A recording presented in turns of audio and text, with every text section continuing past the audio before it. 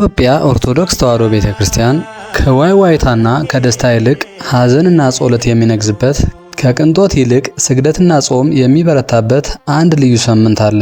ይሁዳ ወጥቶ ይህ ሳምንት ሰሞነ ሕማማት ወይም የመከራ ሳምንት በመባል ይታወቃል። ከሆሳዕና ማግስት ጀምሮ እስከ ትንሣኤ ዋዜማ ድረስ ያለው ይህ ጊዜ ጌታችን ኢየሱስ ክርስቶስ ስለ ሰው ልጅ ፍቅር ሲል የተቀበለውን መከራ፣ ስቅላትና ሞት የምናስብበት እጅግ የተቀደሰ ጊዜ ነው። በጉን የዘለዓለም ምግቡን ሰሞነ ሕማማት ማለት የመከራ ሳምንት ማለት ነው። ቤተክርስቲያን በዚህ ሳምንት የምታደርገው ዝግጅት ታሪካዊ ክስተትን ማስታወስ ብቻ አይደለም። ይልቁንም አማኞች ከክርስቶስ መከራ ጋር በአካልና በመንፈስ እንዲሳተፉ፣ የኃጢአታቸውን ስርየት እንዲጠይቁና ለትንሣኤው ብርሃን ራሳቸውን እንዲያዘጋጁ የምታደርግበት መንፈሳዊ ጉዞ ነው። በዚህ ሳምንት ጾም ይበረታል። አማኞች እስከ ምሽት ድረስ በጾም ወይም አክፍሎት የመከራ ተካፋይ ይሆናሉ። ስግደት ይበዛል። በየቀኑ በሺዎች የሚቆጠሩ ስግደቶችን ይሰግዳሉ። ይሄም የንስሐ ምልክት ነው። ጥቁር ይለበሳል። ካህናትም ሆነ ምዕመናን የሐዘን ምልክት የሆነውን ጥቁር ወይም አሮጌ ልብስ ይለብሳሉ። ብዙ ነው ሲባል ምሕረቱ ሞትን ገደለው በሞቱ። የሰሞነ ሕማማት ጉዞ የሚጀምረው ከሆሳዕና ዕለት ማታ ነው። የእያንዳንዱ ቀን ውሎ የራሱ መጽሐፍ ቅዱሳዊና ሚስጥራዊ ትርጉም አለው። ሰኞ አንቀጸ በለስ በመባል ይታወቃል። በዚህ ዕለት ጌታችን መድኃኒታችን ኢየሱስ ክርስቶስ ቅጠል እንጂ ፍሬ ያልተገኘባት በለስ የረገመባት ክስተት ይታሰብበታል። ይህ ክስተት ሃይማኖታዊ እንጂ ምግባር ወይም የበጎ ሥራ ፍሬ የሌለባትን ነፍስ ወይም እስራኤልን የሚያስጠነቅቅበት ሚስጥር አለው። ማክሰኞ የጥያቄ ቀን ይባላል። አይሁድ ጌታችን መድኃኒታችን ኢየሱስ ክርስቶስን በጥያቄ ለማጥመድ የመከሩበት ቀን ነው። እርሱ ግን ለጥያቄዎቻቸው ጥልቅና አስተማሪ መልስ በመስጠት ስለ ዓለም ፍጻሜና ስለ ዳግም ምጽአት አስተምሯል። የአርቡ ጅራፍ ግን በለጠው፣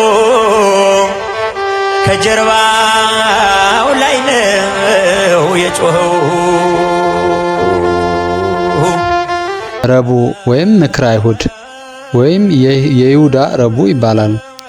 የአይሁድ ሊቃነ ካህናትና ጸሐፍት ጌታችን መድኃኒታችን ኢየሱስ ክርስቶስን እንዴት እንደሚይዙትና እንደሚገድሉት የመከሩበት ቀን ነው። ይሁዳም በ30 ብር አሳልፎ ለመስጠት ከጠላቶቹ ጋር የተስማማው በዚህ ዕለት ነበር። ወደ ሳምንቱ ማብቂያ ስንጠጋ መከራው ይበልጥ እየጠነከረ ይሄዳል። ሐሙስ ወይም ጾለተ ሐሙስ ወይም ሕጽበተ እግር ይባላል።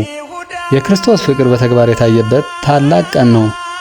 ጌታችን ለደቀ መዛሙርቱ ትሕትና ለማስተማር እግራቸውን አጥቦ እንዲሁም የመጨረሻውን ራት ወይም ምስጢረ ቁርባንን በመመስረት ሥጋውና ደሙን ለመጀመሪያ ጊዜ ሰጥቷል። በጌቴሰማኒ ከጸለየ በኋላ ግን በይሁዳ መሪነት በተላኩ ወታደሮች ተይዟል። የሰሞነ ሕማማት እጅግ ከባድ ሐዘንና ጥንካሬ የሚታይበት ቀን ነው። ጌታችን መድኃኒታችን ኢየሱስ ክርስቶስ 7 ጊዜ ፍርድ ቤት ቆሟል። ተገፍቷል፣ ተመትቷል፣ የእሾህ አክሊል ተደፍቶበታል፣ መስቀል ተሸክሟል። በመጨረሻም በቀራንዮ አደባባይ በመስቀል ላይ ተሰቅሎ ሞቷል።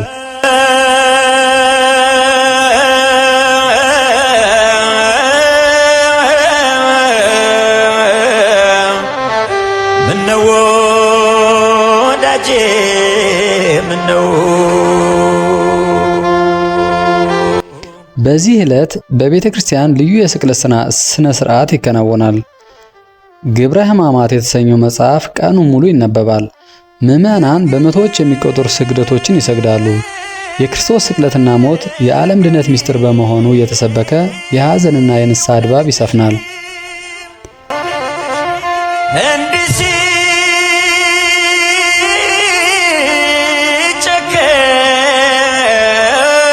ሲጨከን እያየሽ ቅዳሜ ቀዳም ስዑር ወይም ቅድስት ቅዳሜ ትባላለች። ጌታችን በመቃብር ውሎ ወደ ሲኦል ወርዶ የታሰሩትን ነፍሳት ነፃ ያወጣበት ቀን ነው። ስዑር ወይም የተሻረች መባሏ በዓመቱ ውስጥ ብቸኛዋ የጾም ቅዳሜ በመሆኗ ነው። ምዕመናን በዚህ ዕለት የቄጤማ ቅጠል በራሳቸው ላይ በማሰር የክርስቶስን ትንሣኤ በጉጉት ይጠባበቃሉ። በመጨረሻም እሁድ ትንሣኤ የትንሣኤ እሁድ ትባላለች። የሐዘኑ ሳምንት በታላቅ ደስታና ብርሃን ይጠናቀቃል። ጌታችን ሞትን አሸንፎ መነሳቱ የሚበሰርበት ክርስቶስ ተንሥአ እሙታን ክርስቶስ ከሙታን ተነሳ እየተባለ የሚዘመርበት የደስታ በዓል ነው። ሰሞነ ሕማማት ለኢትዮጵያ ኦርቶዶክስ ተዋሕዶ ቤተክርስቲያን አማኞች ታላቅ መንፈሳዊ ትምህርት ቤት ነው። የክርስቶስ ፍቅር፣ የመስቀሉን ምስጢርና የትንሣኤውን ተስፋ በጥልቀት የምናስብበት ጊዜ ነው። ስለ ሰሞነ ሕማማት ሥርዓቶች ወይም ታሪካዊ አመጣጥ የበለጠ ለማወቅ ዩቲዩቡን ሰብስክራይብ፣ ላይክ፣ ኮመንት በማድረግ አባል ይሁኑ። እናመሰግናለን። እግዚአብሔር ይስጥልን።